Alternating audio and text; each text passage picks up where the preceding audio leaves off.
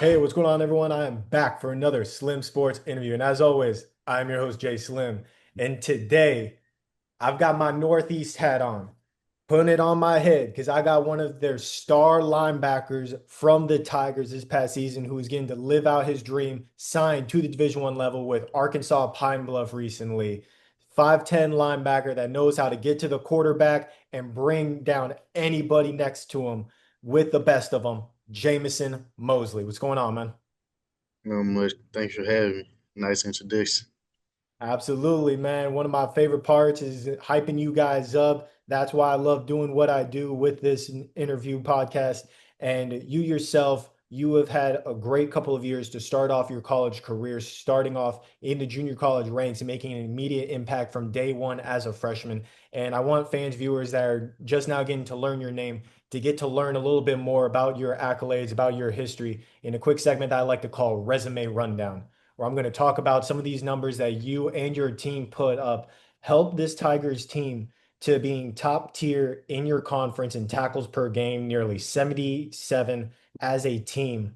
And you guys also ranked second in the conference in sacks as a team with 30 as a whole, fourth as a team in rushing yards allowed per game, able to stop the run game so effectively against some of these top 10 nationally ranked opponents. And you yourself, you were even top 15 in the conference in TFLs, able to get to the quarterback, stop the run game, doing what you do best. So those are a lot of the numbers, but I want to talk about your career as a whole. Came in as a freshman, and you were a starter with a trio that we'll talk about here in a little bit, where you guys all started as freshmen together, and you yourself, you were able to go in, make an impact right away, learn the defensive scheme, and be able to get adjusted to the college ranks.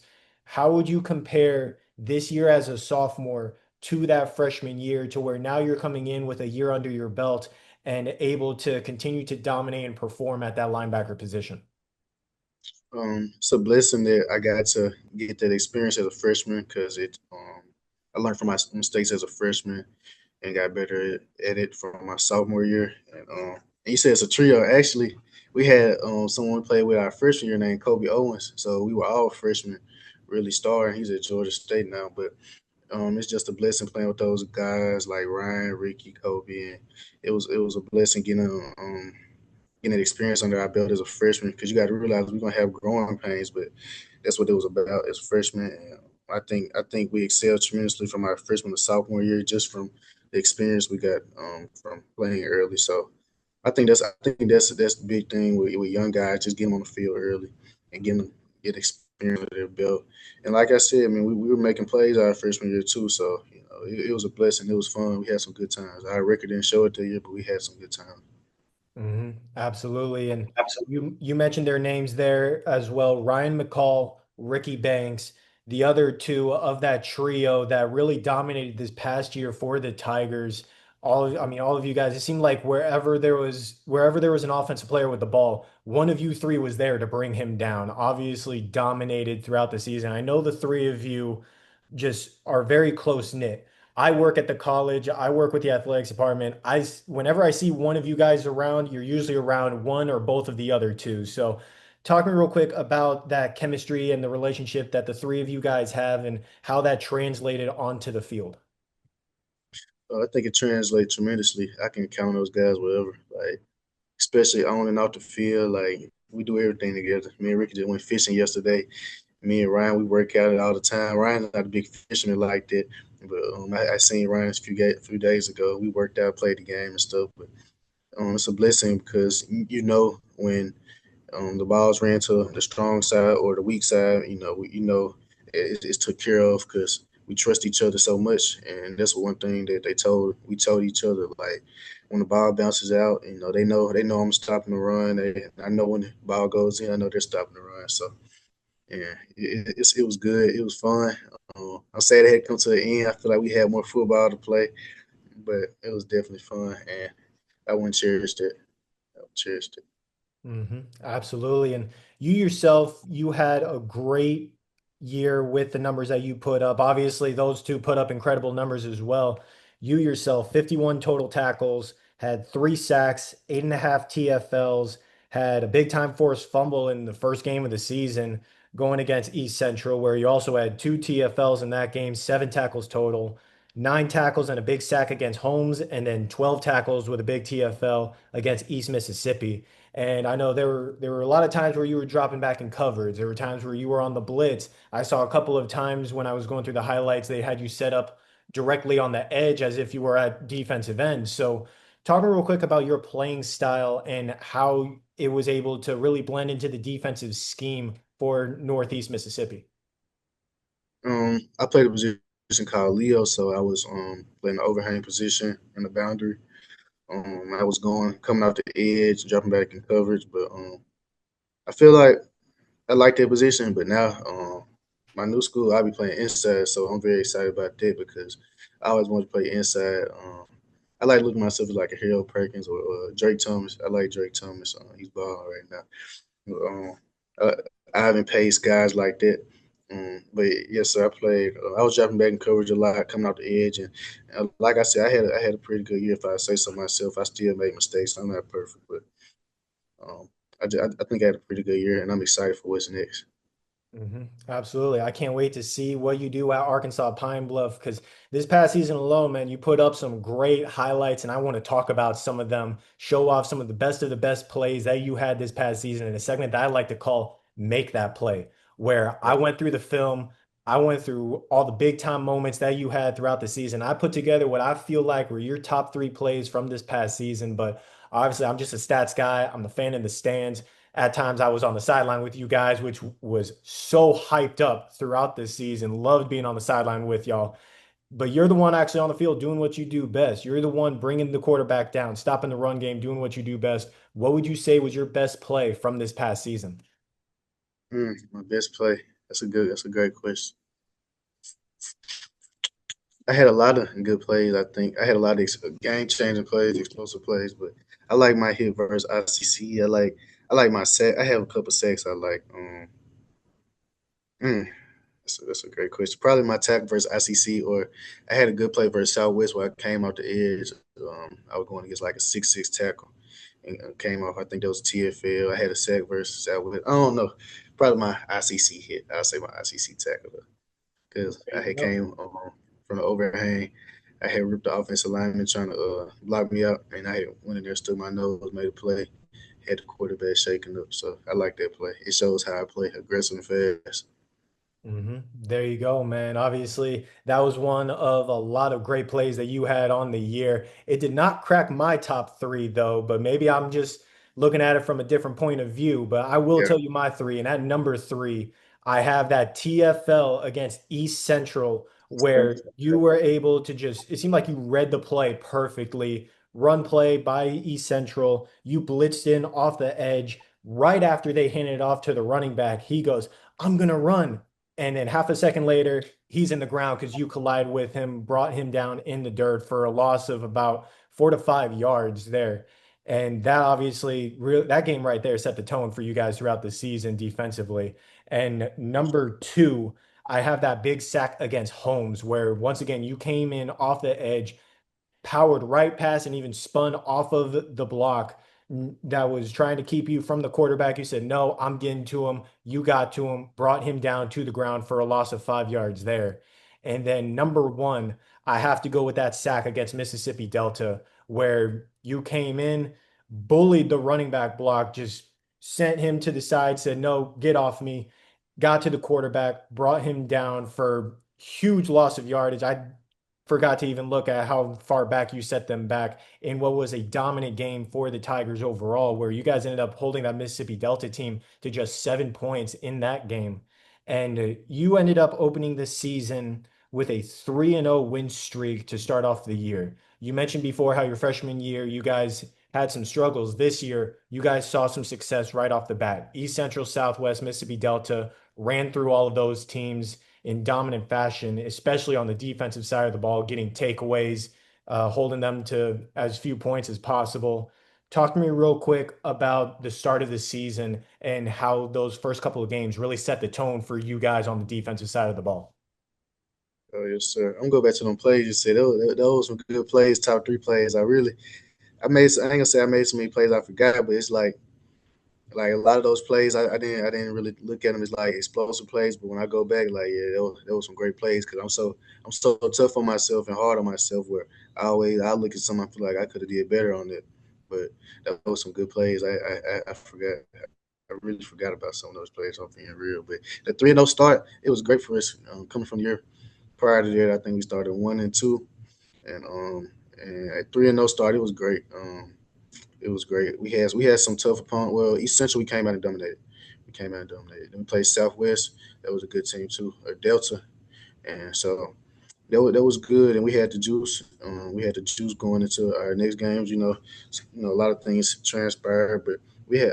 I wouldn't trade that for the world going to war with those guys because especially my defensive brothers and all those guys because like we're all there to get one goal. Like we all have dreams and stuff we know we need to do to accomplish it. So, like I said, 3-0, that was a great feeling, and I can't explain. That was a great feeling. Absolutely. And it led to a winning season for you guys overall on the year, 5-4 overall record, 3-3 in conference action. That Southwest game that we mentioned, 35-21 win there, had a 45-7 win against Kahoma at home.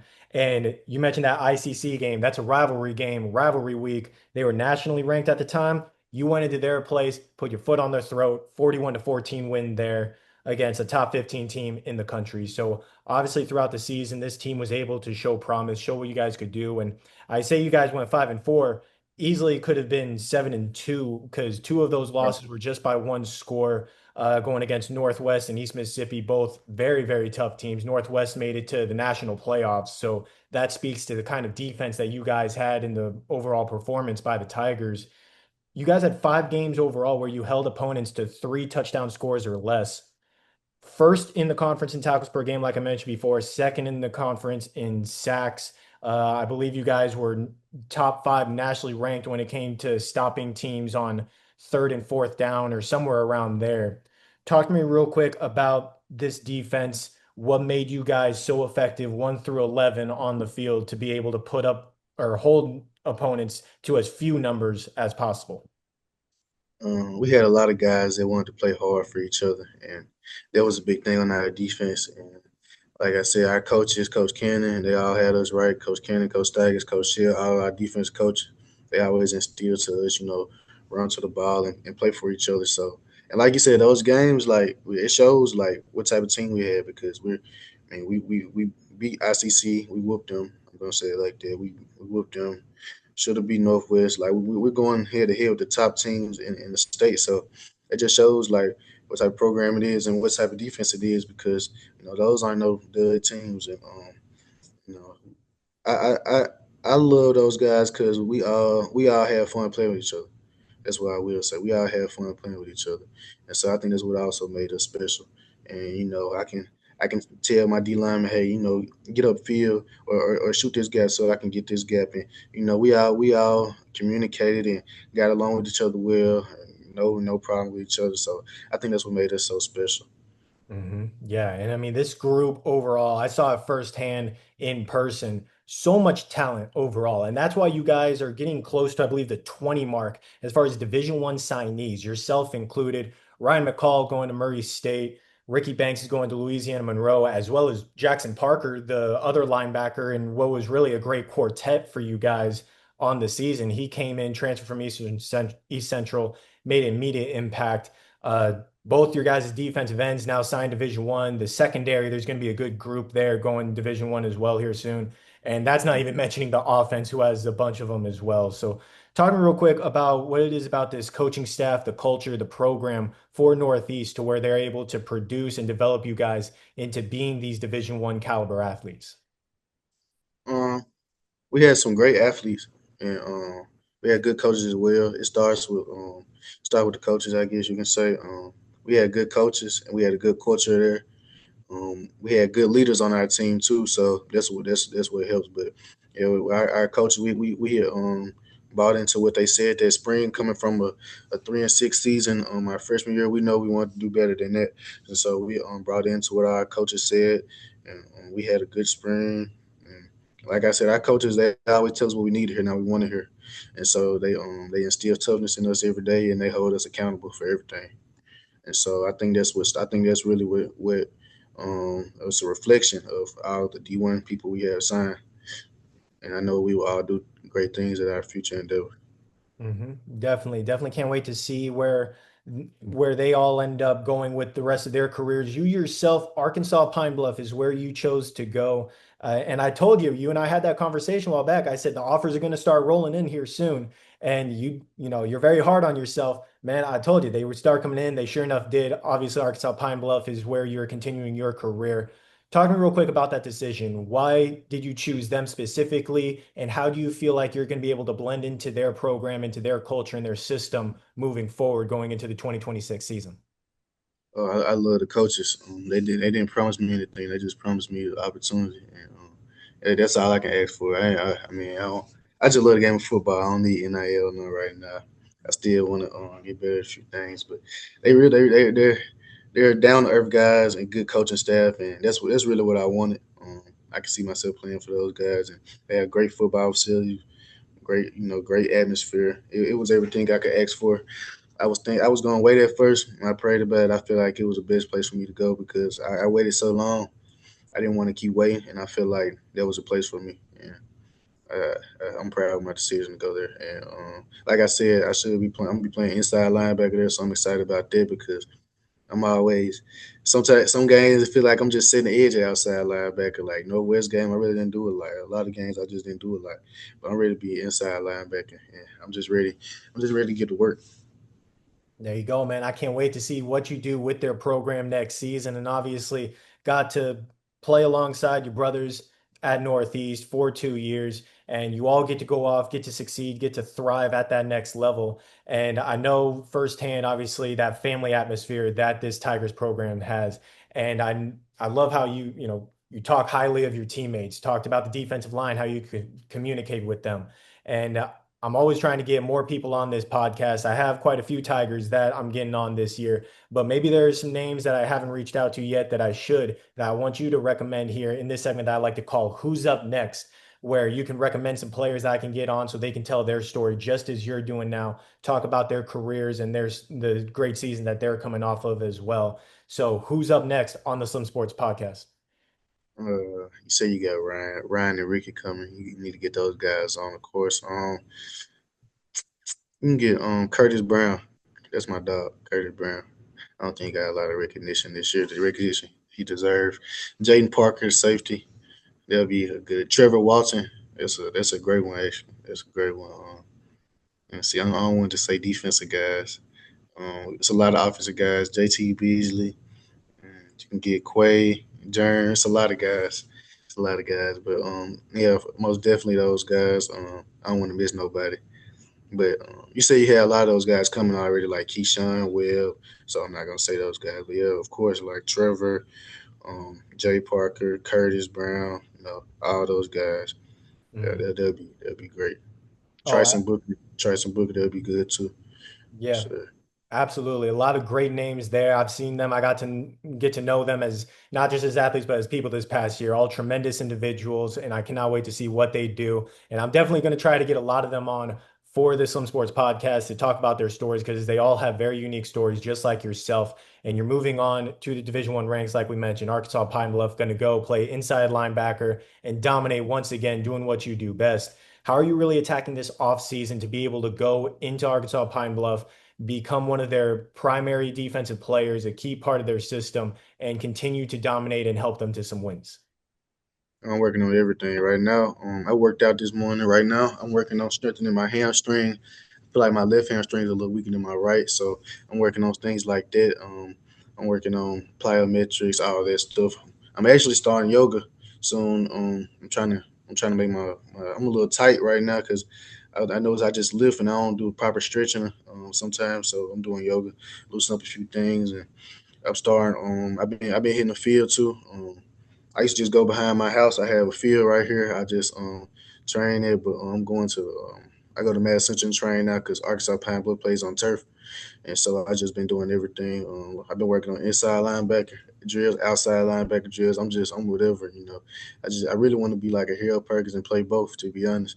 But I just been working on whatever, and I've been training because I know. I mean, mean, January 12th is when I report. It's not too long, so I've been watching what I'm eating, watching what I'm drinking. I just been doing everything, trying to do the right things, because I feel like if I sell myself short, I'll be selling a lot of people short. Because this is what I prayed for, and it was to a point in time I ain't gonna say I was losing hope, but it was getting hard. So I don't want to waste my opportunity, and I don't take no days off. Hey, well, I can speak on everyone in the sports information department. We were all very ecstatic and happy for you when we heard that you decided to go to Arkansas Pine Bluff, that you get to continue your career. Beyond excited for you, beyond happy for you to be able to do what you love to do and what you do very well, and that's dominate on the defensive side of the ball, man. So, congratulations to yourself. Thank you so much for taking time out of your busy schedule, out of your training to hop on this podcast and do a great Slim Sports interview with me, man. Thank you so much. Thank you. Anytime. God bless.